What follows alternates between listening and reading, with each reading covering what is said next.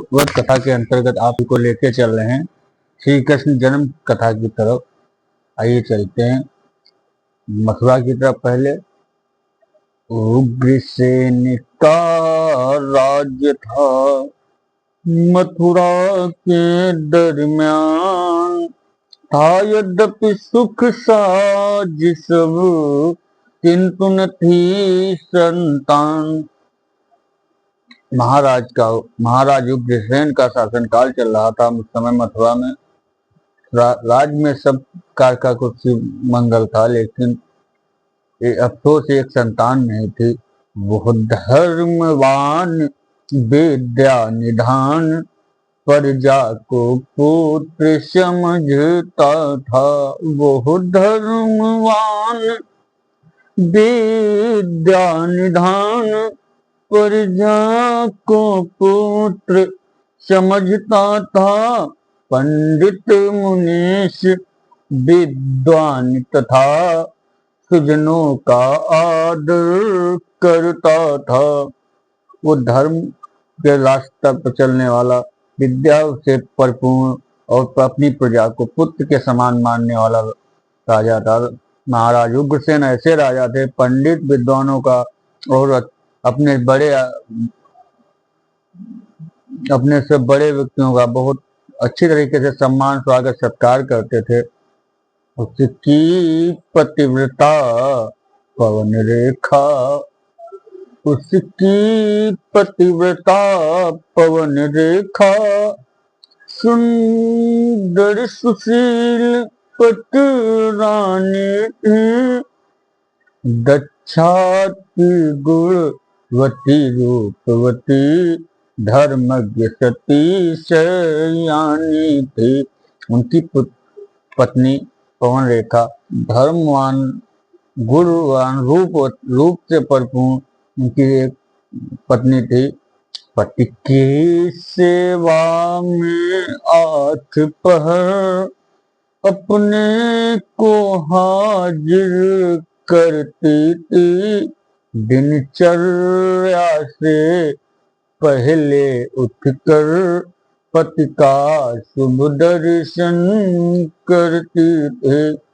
अपने पति की सेवा में आठों पहर लगाती थी और अपने दिन के कार्य करने से पहले अपने पति के दर्शन करती थी। सच है पतिव्रता नारियों को, सच है पतिव्रता नारियों को, पति ही परमेश्वर के सम है। जब तक पति है तब तक पत है, पति के दम तक उनका दम है।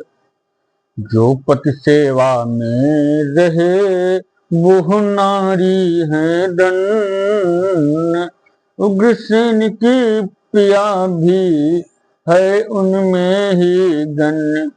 जो पति की सेवा करे वो नारी धन्य होती है, लेकिन महाराज उग्रसेन की पत्नी उन्हीं में गिनती की जाती है। एक रोज वह पतिव्रता पति की आज्ञा पाए, रथ पर चढ़ सखियों सहित वन में पहुंची जाए।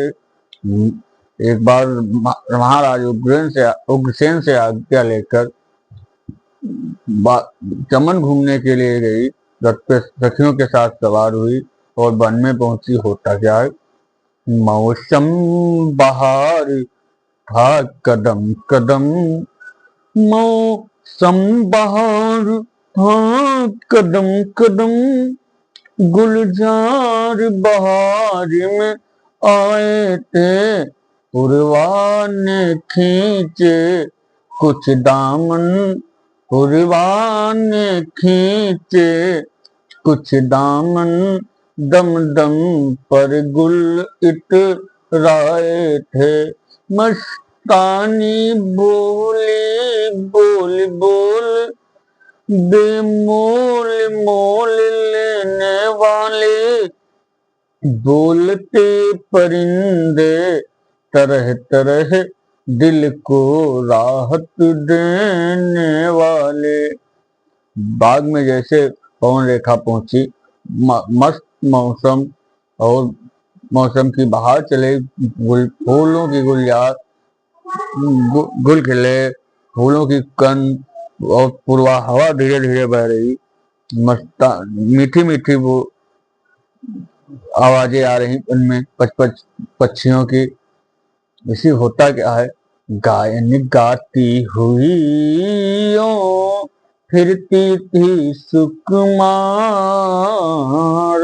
उस बहार में चल पड़ी धीमी धीमी ब्यार, आई बयार मदमस्त कार, नौ जोशदार जो खार उठा, वो भी गुच्छा गुलजार बना, नीचे को चलो पुकार उठा। और जहर उठी जब बारिश बा, तो नीचे होकर दहर उठी, जब शहर में आया नया शहर, तो सहराती सी लहर उठी, झट छोड़ दिया रथ उतर पड़ी, तो फौरन वादे हिजर उठी, सखियों का छूटा साथ कहीं, और आप ही कहीं से गुजर उठी। ऐसी अचानक भयंकर आंधी आ गई, जिससे सखियों का साथ छूट गया और पवन रेखा सखियों से बिछड़ गई। बेचारी वो खड़ी खड़ी सखियों का नाम पुकारती थी, देख कर बनैले जीव जन आंखों को मूंद चिकारती थी।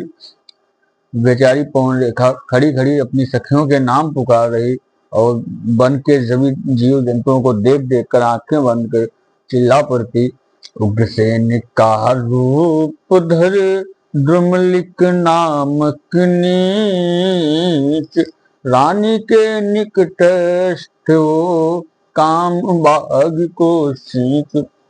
उसी समय द्रुमलिक नामक राक्षस आज उग्रसेन का रूप धरकर पवन रेखा के साथ में छल करना चाहा, और कहता है, बोला वो प्रिय रुदन मत कर, बोला वो प्रिय रुदन मत कर, हाजिर है तेरा रखवाला, बोला वो प्रिय रुदन मत कर, हाजिर है तेरा रखवाला, मेरे सामने तुझे देखे है कौन बड़ा हिम्मत वाला, आ इस बहार का सुख लूटे, जीवन भी बन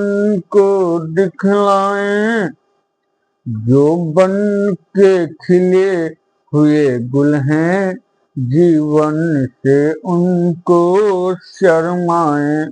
बोला दुमलिक नामक नीच राक्षस बोला, आओ आओ पेड़ रुदन मत करो, हाजिर है तुम्हारा रखवाला, आओ इस बहार में मजे लूटे, मैं बाजी बद कर आया हूँ चंपा गुलाब और नरगिस से, वे भी कर ले समानता आकर मेरी प्यारी की किस्मत से, आए गुलाब तो होठ जरा, आए गुलाब तो होठ जरा, उसके सामने हिला देना, उसके सामने हिला देना, कमलों के लिए फकत अपने ये चंचल नयन चला देना, मुझको गुमान है यही प्रिय मेरी प्यारी लासानी है, देख लेन आया एक फूल बस हार सभी ने मानी है, यदि ऐसे में चह चहे नहीं तो ये बहार किस काम की है, ऐसे में गोदी खाली हो तो ये फुहार किस काम की है। बोले ऐसी बहार में अगर जीवन का मजा न मिले तो ऐसी ये बहार किस काम की है, और इस समय फुहार गोदी में कोई खाली है तो ये फुहार हमारे कोई काम की नहीं है, बस हो जल्दी तैयार प्रिय आ जाए न कोई बसर कहीं, धीमी जबान से कहा गया, मैं कहाँ आपसे विलग रही। धोखा देकर नीच ने किया सती संभोग, प्रकट हो गया तुरंत ही निश्चर का संयोग। देख पवन रेखा उसे दहक उठी ज्यों ज्वार, दांत पीस कर कह उठी ओ पापी चंडाल। आज धोखा देकर नीच डुमलिक नामक राक्षस के साथ में छल किया और दांत पीस कर पवन रेखा बोली, ओ पामर, ओ पिशाच कायर, ओ हैवान दगा बाज कुत्ते। ओ पामर और पिशाच कायर, ओ हैवान दगा बाज कुत्ते, कम वक्त बेहया नालायक, ओ दीवा जाल साजिलुच्चे। बेशर्म बह आया बेगैरत, ये जनू सती के ऊपर था। अयास अरे बदनुमा दाग, क्या इसी पाक दामन पर था। लाचार हूँ मैं और निस्तेज हूँ मैं, वरना जौहर दिखला देती, अपनी शक्ति से जला देती, या मिट्टी में तुझे मिला देती। अफसोस मगर इस धोखे में, अपना वो अब जौहर न रहा। प्रतिवत रत्न पर न अब आब रही, वो चमकीला गौहर न रहा। अफसोस यही है पाक और साफ, दामन में धागा लगा दिया। बदकार है तू, अय्यार है तू, तेज को प्रथम ही बुझा दिया। बहुत तरीके से डुमलिक नामक राक्षस को पवन रेखा डांटती फटकारती है और कहती है, जाने से उस तेज के रही न ताकत हाय। इसी तरह वो कामिनी हाथ में पछताए। देख शोक में निशाचर बोलाए से बैन, हाथ भला क्या आएगा होने से बेचैन। प्यारी प्यारी वो रस की कमर, अब कहर महर है बेमानी। ओ माहे जबी, ओ मेरी दिल नशी, अब जेरो जबर है लाशानी। जो होना था हो चुका पवन, अब उसका कर पंच नहीं। यह तो होता ही आया है, इसका कुछ अलमोरज नहीं। छोड़ दे लिहाजा गुस्से को, इस पर्दे को भी शक्ल दिखा। वन में तो असल हुआ लेकिन, घर में इसकी कुछ नकल दिखा। मैं यूं ही पापी नीच नहीं, दुनिया का हितकारी भी हूँ। दुनिया का मैं हितकारी भी हूँ। उपकार किया तेरा मैंने, तेरा तो उपकारी मैं हूँ। मुझको अफसोस रहा करता था तेरी खाली गोदी पर, आनंद मना मस्कूर हो तू, मैंने तेरी गोदी भर दी। दोहा, ये मेरे इस संयोग से होगा पुत्र सुवीर, बल प्रताप से एकता पाएगा रणधीर। कहा, मेरे समान पुत्र तुम्हारे होगा, बल योद्धा से भरपूर एक महान योद्धा होगा। मेरे समान योद्धा होगा, कोई भी जीत न पाएगा। राजा और नर की बात तो क्या, इंद्र को हरा कर जाएगा। ऋषियों मुनियों गौ ब्राह्मण को बेशक वो बहुत सताएगा, पर ध्यान रहे खुद परम ब्रह्म उसके हाथों मुक्ति पाएगा। समझा करियो पवन को कि आप गया पिशाच सिधार, सखियों की होने लगी फिर से वही पुकार। घबराई हुई सभी आलियां आप पहुंची पास स्वामिनी के। घबराई हुई सभी आलियां पहुंची पास स्वामिनी के, लेकिन अचरज में डूब गई जब देखे भाव कामिनी के।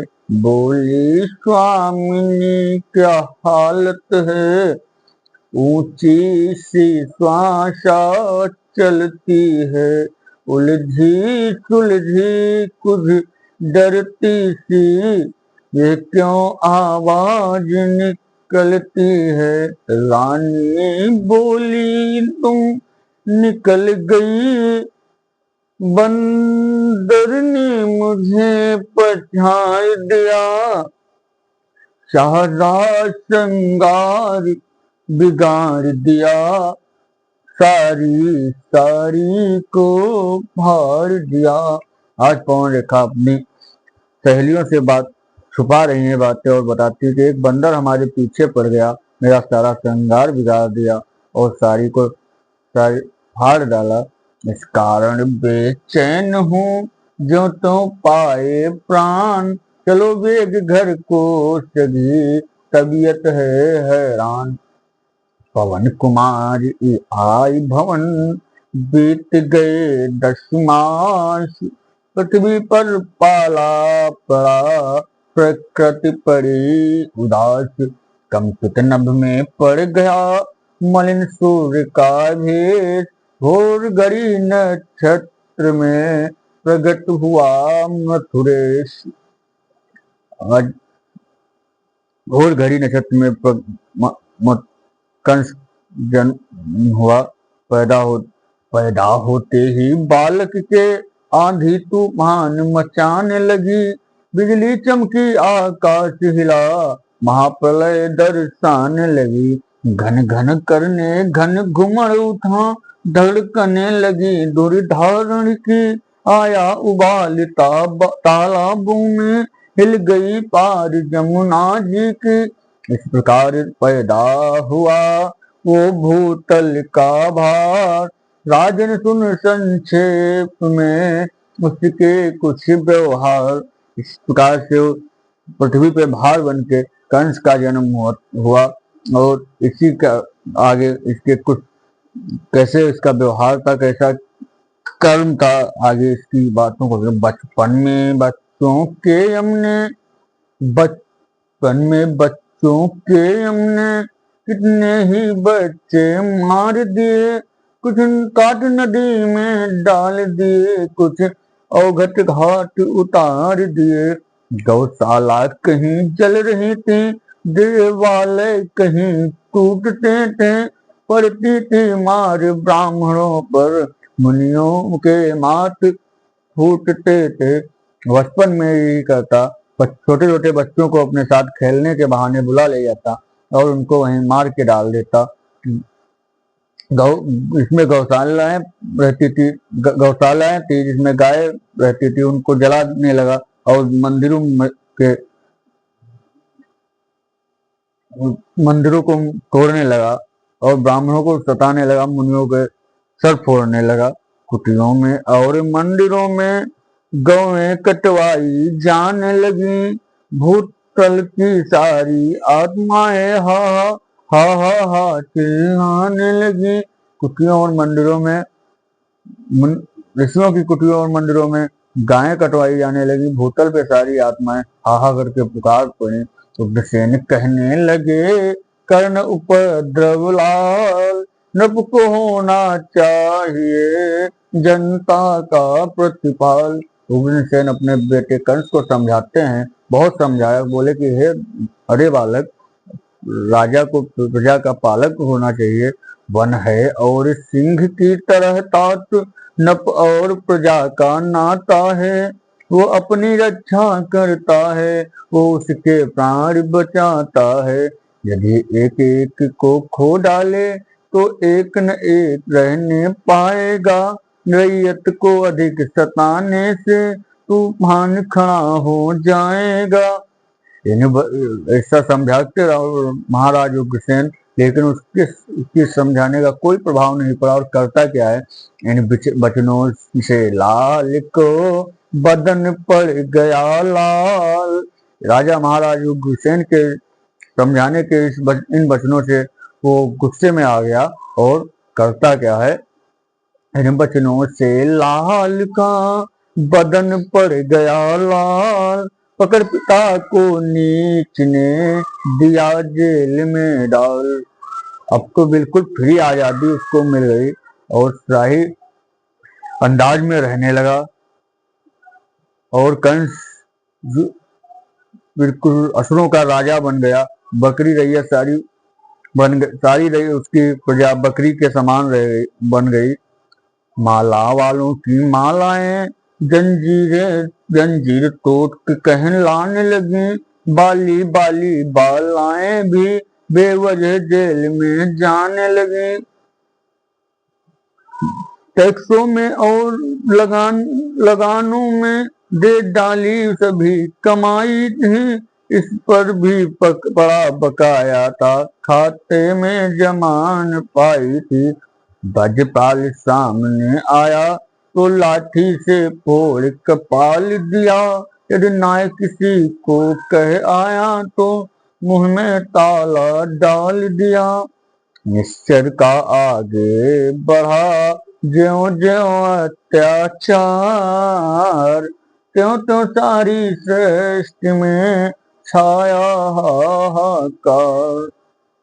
मुनियों का छोटा मौन योग, ऋषियों की रस्सी टूट गई। तपसी की पिसी लगी मिसने, योगी की कफनी छूट गई। वेदों की सफेद में थे, शस्त्रों की खोज हो रही थी। दुखिया पृथ्वी बैरागिन बन ब्रह्मा के यहाँ रो रही थी। सिर्फ हर प्रकार से सभी को सताने लगा वो कंस। और पृथ्वी जाकर ब्रह्मा जी के पास जाकर रोती है। और तो ब्रह्मा जी देववाणी होती है, रोती पृथ्वी जहाँ गए वहीं सुरवृंद। पर न निकलती बात थी, सबका मुंह है बंद। चतुरानन ने अंत में उन्हें कहा समझाए, देवी बचने के लिए है एक ही उपाय। इस पावन आर्य महीतल में जब जब निश्चर बढ़ जाते हैं, तब तब वो भार हटाने को भगवान आप ही आते हैं। मेरा विश्वास कर रहा है, यदि सच्ची तेर लगाओगे तो बिना किसी भी उलझन के ये संकट काट गिराओगे। भी अंत में फिर वही करुणा भरी पुकार, ना सुनोगे कब तलक दारुण हाहाकार। ये हाहाकार हर तरफ है, प्राणों को देव रो रहा है। पृथ्वी बेचैन हो रही है, पृथ्वी पति कहाँ सो रहा है। हम यही जताने आए हैं, अपनी सृष्टि को संभालो तुम। मिटती है दीनों की हस्ती, यह दीन दयाल बचा लो तुम। दुखियों की आवाज तो है करुणा की धार, नवमंडल को भेद कर पहुंची वहां पुकार। भक्तों की विदा को सुनकर भगवान को त्राता पिघल उठे। दीनों की करुणा दशा देख, दीनों के दाता उबल पड़े। एक खड़े हुए थे देवगढ़ वर पाने के काज। उसी समय आकाश से आई ये आवाज, हे देव गणों, हे मुनि वृंदों, रो रो कर मुझे रुलाओ ना। हे देव गणों, हे मुनि वृंदों, रो रो कर हमें रुलाओ ना। हे वसुंधरे निश्चिंत रहो, अब ज्यादा व्यथा सुनाओ ना। विश्वास करो, धीरज धारो, निश्चर का काल आ रहा है। पृथ्वी का भार हटाने को फिर पृथ्वी पाल आ रहा है। तुम भी जाओ भूमि पर धरो याद वीरों, आऊंगा यदुवंश में बनकर यादव भोग। सुनो सांत्वना शब्द जब गदगद हुआ समाज, कहा सभी सुरवृंद ने के त्रिभुवन के राज। उन्हीं दिनों में कंस के हुआ एक उत्साह, देवक ने वसुदेव को दी देवकी ब्याह। देवक ने सब आनंद सहित ये वैदिक ब्याह विधान किए। पटभूषण गजरण मणिमार्क, है हेम सुरभ सुचदान के। रथ में देवकी जा रही थी, पीछे से एक रिशाला था। रथ के पीछे वो कंसराज, वसुदेव कुंवर का ताला था। सभी साथ थे जा रहे, पहुंचे या उस ओर। उसी समय आकाश में हुआ अचानक शोर। थैंक यू सभी फ्रेंड, कैसे हो? हमारी वीडियो कैसी लगी कमेंट करके बताइए। और सभी लोग चैनल पे सपोर्ट, प्यार और आशीर्वाद दें। चैनल को सब्सक्राइब करें, शेयर करें। Thank you. इसी के आगे की कथा कल की वीडियो में बताएंगे। श्रीमद् भागवत कथा के अंतर्गत कल श्री कृष्ण जन्म की कथा, आज कंस के जन्म की कथा, और कल इसी के आगे की श्री कृष्ण की कथा सुनाएंगे। श्री कृष्ण जन्म की कथा श्रीमद् भागवत पुराण के अंतर्गत।